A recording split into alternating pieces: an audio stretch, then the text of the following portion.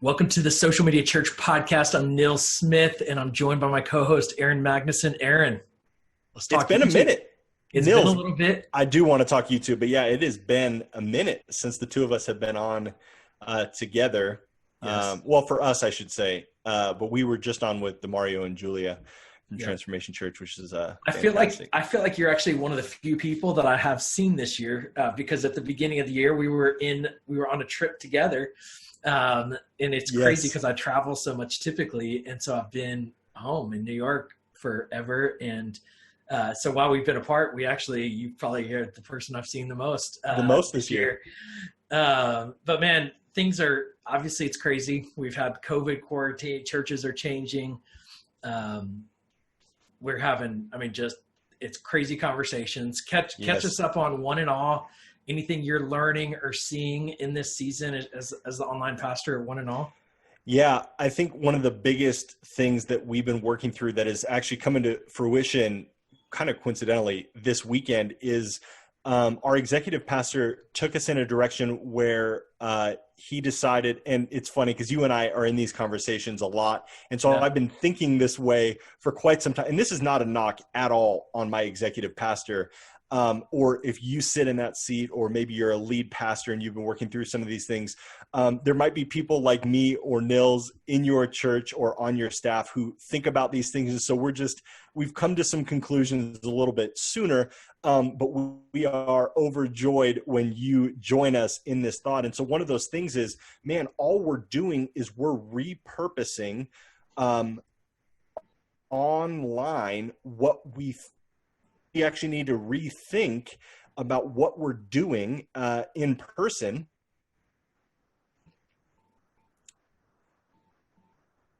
so that it works online. And so we're going to strip down everything about our service and re-put something together for online. Now, we've been doing things like preaching to a camera and doing some cool shots with worship, but the actual elements of the service are for in person. And so we decided, man, we need to take some liberties and we can do some things differently that wouldn't work in person, or that would be really hard to pull off in person online. And so we're switching from using the language of service to broadcast. And so one of the things that comes along with broadcast, there's been a whole bunch of production stuff that we've been working on, but one of the things is, and this is going to pertain to our conversation about YouTube, is how many times are we going live on the weekend? And we were going live for every physical in-person service. Yep.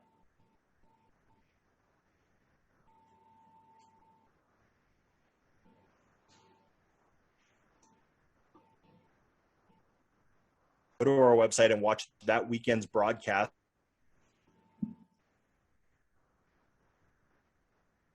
So, which solves kind of some issues for people who might be joining us globally or in different time zones. You'll be able to watch it anytime. And then we're going to go live. So we're going to air a service on Facebook and on YouTube on Saturday and on Sunday.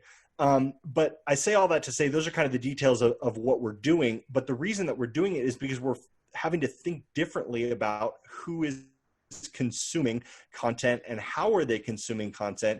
And so I'm really excited about that, to kind of reevaluate some of those things, because it's not just good enough to translate what we were doing in person. We actually have to meet people and their consumption patterns where we're at in midway through, over halfway through 2020. Yes. And last thought on this, the former co-host, two former co-hosts ago, Jay Cranda.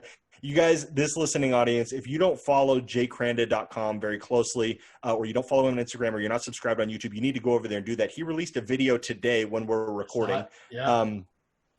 Is your church acting more like the NBA or the NFL? And he's very clear that it had nothing to do with the politics of either of those leagues, but it had everything to do with how are they interpreting viewership and what are the strategies they're implementing for viewership. And so in some ways, the NFL looks like they're more successful, but they're playing an older game, whereas the NBA is okay with sacrificing some of those analytics for the older game because they know where the consumption patterns are headed. So I'm not going to tell you any more about the video, you need to go over to jcrandall.com and watch it. But that's probably the biggest thing in this season, Nils, is realizing we're not doing things for an in-person audience anymore. And even when we do come back to gathering together in person, it's still fundamentally going to be different. And so we need to position ourselves differently for that future world, whatever that looks like when we come back, per se.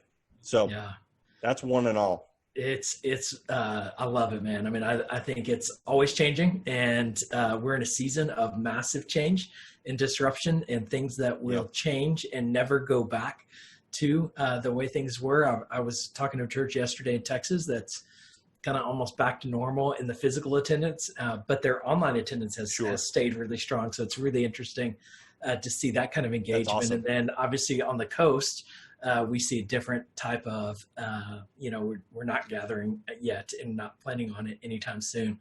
It's interesting. Hillsong churches where we go in New York City, and they just made a shift in it. And I was grateful that they allowed me to be a part of the conversation. And they were doing the same thing. They were basically doing the same video that was pre-recorded, playing it on YouTube. And I recommended just do it once and then let it be on demand. And so they just basically did the release, and they're seeing great engagement from that. Little things can go a long way. And I think thinking instead of just translating what you do physically online, sometimes you need to think about what is that consumption behavior online. And that's where YouTube is become such a big conversation. My friend Sean Cannell, who is the YouTube, czar, or whatever you call it. Like he's master of YouTube. I think he used to have a website, YouTubeforchurches.com. I don't know if he still has it, but you had him on this podcast though, right? One of the best episodes ever. I mean, it was probably 2-3 years ago. But he's one of the greatest dudes ever. You got to go follow his YouTube channel and learn. Yes. I watch pretty much every single one of his videos. I bought a Canon because he suggested it. But I will say, one of the things that we're seeing though is a massive shift in engagement on YouTube. And that's where I've been recommending so many of my clients. And I think that's the biggest. So many focused on Facebook Live because they see the massive numbers. But when they look at them in detail, they realize we're getting an average of 30-second views. But when they look at YouTube in detail, they're seeing average of 20, 30-minute views. And so YouTube is becoming basically television. But it's interactive television and it's searchable television. So it's a fascinating platform. And Aaron, you and I work closely with Transformation Church, who's now surpassed 1 million subscribers on YouTube. And that's their primary church platform. While they had the church online platform and while they've still stream on Facebook but YouTube is where their church gathers. Yes. And so we have dug in deep with them. And it's been fascinating to learn YouTube. Aaron, I don't even know where to begin in this YouTube conversations because there's so many elements of YouTube. How do you approach YouTube as a platform from a pastoral perspective? Yeah, on that Transformation Church note, even for a church so they have over 1 million subscribers and it is rapidly growing. Our church has 9,000 and some subscribers, significantly less. However, when I look at the analytics for our church's accounts over Instagram, Facebook, and YouTube, for us, that has a pretty good sized YouTube channel because clearly Transformation Church is the outlier and like an Elevation an outlier. Yes. If you're anywhere in that 5-digit range, high 4s, 5-digit range, you're doing a really good job on YouTube. I want to be clear about that. Agreed. But that is our fastest growing platform as far as like Facebook doesn't get more likes than the amount of subscribers we get month over month. And so it is an interesting place where we're not putting an excessive amount of content. I'd love to see that increase than our weekend message podcast. We're starting to get those episodes on there. So there'll be some reoccurring content that goes that way. But even if your church doesn't have 1 million subscribers, it's interesting to me that still is our fastest growing platform. And especially we saw a spike in this season because that's where people can find everything that our church is producing on demand in their time, and they feel more connected. So it's just interesting that platforms that do get you pretty quick information, like an Instagram or like a Facebook, YouTube is doing that in its own way. As people are consuming more media. Anyways, where to begin? 100%. So I would say how we treat it is we understand, and a lot of it comes from conversations that have happened on this podcast, not just between Nils and I, but long before I was even a part of this thing, co-hosting wise. I was a part of this thing for a long time as a listener. But just understanding that this is the number 2 search platform in the world, Google being number 1, and this is number 2. Yep. And for a younger demographic, this is number 1. They will go to YouTube first to figure out and get their questions answered. And so understanding that means even if you're just uploading videos there and you're not utilizing best practices, there's still opportunity for people to find your videos and the conversations that you're having. And so just being really intentional of what can we upload to YouTube and how can we find more pieces of content, since basically recording. Side note, Nils, what's funny is we have more rooms on our physical campus that have been transformed into studios for our kids team, for our youth, for our weekend production. Yep. Everything's becoming a studio because that's all we have right now. Yes. And so that means there's things being recorded. And when that happens, you have stuff that you can upload to YouTube, which is the very best place to upload stuff. And so that's how I think about YouTube, is if our stuff is on there, there's more of a connection point. There's more of a discoverability, not necessarily for our church to grow, but for our church to add to a conversation on the coronavirus, on anxiety, on just any teachings of Jesus, which is the ultimate hope, the ultimate help in this season. And then understanding that we're also leveraging other churches who may not be able to put a kids service up on YouTube or may not have something for their youth in this season. It just provides an opportunity to benefit people in that way. And so just really viewing YouTube as a search engine that's adding to the conversation that, like you said, Nils, has way more watch time than a YouTube or a Facebook, Instagram. Yeah. Yeah, I think, I love that perspective. When you start with search, one of the things that Sean has always said that caught my attention is when you're done editing your video, you're only halfway done with the work you need to do on YouTube. And I think this is where churches miss the mark. And so what I see, and if your church is not on YouTube or you're kind of half-heartedly on there, I think you start with your sermons. I think you know, understanding the majority of engagement is going to happen on demand with your sermon content. And people always say, well, it needs to be 1.5 minute, 2-minute short content. YouTube average watch time is now over 9 minutes. And so people are watching long form content, and the longer the better if you keep their attention, because YouTube's algorithm is driven by minutes watched. But their search engine is driven in many ways by minutes watched, but it's also driven by the title. And it's also driven by the click-throughs. And that's where you got to put a ton of creative energy into your title and into your thumbnail. And that's what's really going to drive that initial engagement. And so what I see churches doing is just letting YouTube automatically create their thumbnail and using the title of Sunday Sermon, October 27th, 2007. And they're using the date and not the title. And you got to think searchable title, and then fill out the description, because that's a part of search keywords as well, and calls to action and information. And so spending that time utilizing the functionality. And then I think the last function that isn't as important, but I think it's still important, is the end screen. And so that's giving people that opportunity to subscribe at the end or to watch another video that you have, because a lot of people will watch your first video and then that will lead them to watching other videos. Aaron, I'm curious from your perspective, are there any other functions within YouTube that you see as kind of key tools that churches should be leaning into?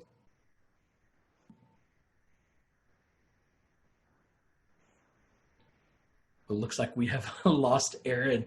Well, we will, I don't even know where to go from here, but this is kind of a first here on the podcast, but I'm going to keep going. and we're going to keep talking about YouTube. And so I'm back. You're back. Here he Nils, is. one of the things I wanted to interject in that, in regarding the searchability, and a lot of, there's a great interview from Pastor Michael Todd from Transformation Church, who has the 1 million subscribers. And one of the fundamental shifts that he made, so not only are you adding content to the conversation, but he started realizing, man, my messages don't just last for one weekend and then it's just a flash in a pan and it's gone. And what I'm about to say is true of our church as well. With 9,000 subscribers, there's people that will watch it weeks and months, and even in some cases years. It depends on how long you've been doing this. After the message has been preached, and it's people are coming to Jesus and coming to learn about his teachings and being impacted in a profound way, and share. And then that leads to sharing. And so what you're doing, particularly on YouTube more than any other platform, because I think even on Instagram and on Facebook, it can feel like a flash in a pan. I made a post and then it's gone, and you're never going to see it in the algorithm again. But with YouTube, the stuff that you're putting on there, it's building a resume, and it doesn't go away. It just all compounds on top of each other. So it's important to think about playlists and organization. And you're talking about the thumbnail, Nils. One of the things that we focused on in this season is actually making custom series thumbnails, so the thumbnails look different based on the series, which is something I was thinking about before the coronavirus, but now it's even more important. And our team honestly has the bandwidth now, because they're not focused on other things in person, to actually just focus on YouTube thumbnails, because it's that important. But what I would encourage you with is, when you're putting these messages out and when you're doing the upload, the reason these things are so important is because it might not be immediate, but maybe a month down the road, a couple months, or even a couple years, that message could impact thousands, and in Transformation Church's case, millions of people. Yes. And so if you haven't listened to that Carey Nieuwhof podcast episode, you should, because it will fundamentally change the way you think about the messages you're delivering on a weekend when they go up on YouTube. Sorry, I don't know where you were where I left, but I wanted to interject that regarding search. Oh, and that's so good. I mean, I think that's one of the things that I love about this medium is basically your Facebook video is irrelevant in 24 hours. Totally. But your YouTube video can get years and years and years of engagement. One of the channels that I have the privilege of working on is Tim Keller's YouTube channel. And it's amazing to see videos that are 10 years old getting good engagement. Nick Vujicic is another channel that I've worked on for many years. And same thing. I mean, one of his most popular videos is a video we did 7 years ago called The Bully Talk. And so much of it is because of search. People are searching bully, and his video is what comes up first. Totally. And so when you think through that search engine and you get good engagement with a video, you never know what's going to happen. And for That's right. Pastor Michael at Transformation, it was Relationship Goals, was that series that caught viral traction, and it exploded, and it's just been a snowball of momentum from there. But that was not his first video. That was like his 217th video. Yep. And so, and it doesn't mean you're ever going to hit a viral moment. I think slow and steady is really probably the healthiest and most natural way to grow on this platform. But I think YouTube is the platform that is worth investing the most energy into. Yes. That's going to stick around. I think Facebook is up and down. Instagram is up and down. I think TikTok is, we don't even know where it's going to be in a month. And so I think we've got to pivot and shift and adapt and adjust. But YouTube is one of those platforms that my biggest regret is not putting more creative and focused strategic energy into it leading up to now with other clients that I work with, other ministries that I've been a part of, because that's the platform that I think is the platform of today. And it's going to continue to be maybe the most significant platform for churches over the next decade.